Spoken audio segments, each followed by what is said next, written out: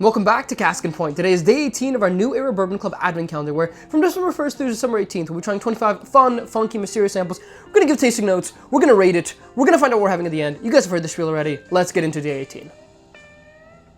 This smells very nice. So, this smells to me like a wheated bourbon. And there's a good amount of sweetness on this, and there's some of that like sweet corn, some of that wheat that I typically get, and a good amount of vanilla. But then there's also like a deeper sweetness, kind of like a molasses sweetness that's really nice on this.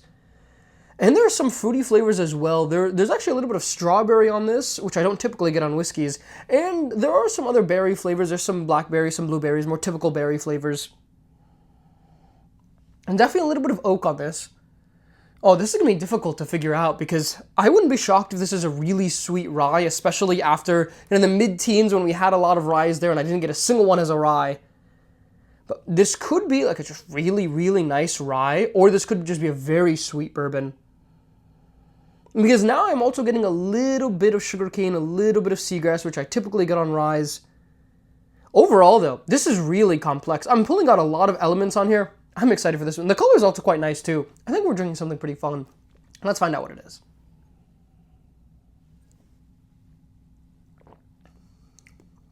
Oh, that's nice. That's really nice.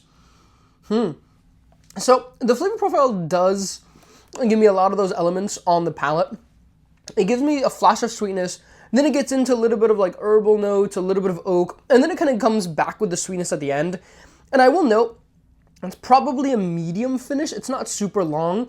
If this gave me a little bit more punch and a little bit longer of a finish, I mean, this is like a William Lou Weller. Like this is really good. I'm looking at the king of wheated bourbons here, which is to say, I mean, this isn't William Lou Weller. There's no way it is, but it's very good. Like I really like the flavor profile on this.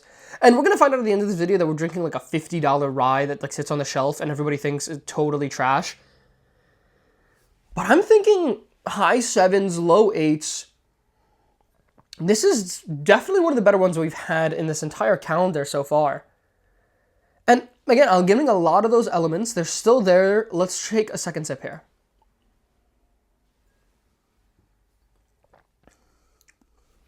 Okay. That sip tamed me down a little. It's good. It's not that good. I do think this is a wheated bourbon. I do think we're looking at around 105, 110 proof. I think this could be like a really good Weller 107 store pick. That's kind of where my head is at right now. But there's enough there that makes me think if this is a rye, I'm not shocked. I'm just trying to break down, do I think this is an MGP rye? Based off of the subtle spirits, based off of Reaper that we've had already, based off of Brook Hill Bourbon, based off of all the, what else have I had? Short Barrel. Based off of all the 95.5 MGP ryes that I've had in the last few months, I'm thinking, like, can this be a 95.5 MGP rye? And I don't think I could say no, confidently, but I don't think this is, like, just a classic standard, Kentucky bourbon. Like, one of the days we had, like, day 13 or 14, just classic Kentucky bourbon. It was Heaven's Door. I don't think that's it today. I think this is a wheated bourbon, but I'm really trying to figure out if this could be a rye. Because as it develops here, there's a little bit more pepper on this, a little bit more baking spice. We could be dealing with a rye here. Or maybe I'm just thinking rye, now I'm smelling rye, but this could be a really sweet rye. Let's take a third sip. Okay, now it's opening up to a rye. Now, I think it's a rye for sure. I mean, now I have to figure out what rye is it. So, I think we're on 110 proof. The ages on ryes are going to be weird because 11, 12-year MGP rye versus like 6 to 8-year Kentucky rye is pretty similar. Like we had the Michter's Barrel Strength rye, which we had, somewhere over here. That one tastes a little bit, it tastes like 6 to 8 years Kentucky, but I don't know. Like it really isn't that far off from like 10, 12-year Indiana. So I think we're in a rye though. Oh man, and it's a very sweet rye. What is a rye that's that sweet, that's like 110 proof, that's, 6, 7 years in Kentucky or 10 years in Indiana? I mean, this could just be a sourced rye whiskey. I'm going to say this is a sourced 95.5 MGP rye whiskey that's very good. I'm going to go ahead today and rate this as 7.7. I really like it. I'm actually, I'll save the last sip just to figure out what we're having first. This, again, it could be a wheated bourbon. That's what I was getting in the beginning. Let's find out what we're having. I'm clueless. It's very good, though. So, day 18 here, I'll put on your screen as I'm looking. Let's open up the photo. What? High West Prisoners. So the one time it is actually a finished wine bourbon, we say that it's a rye.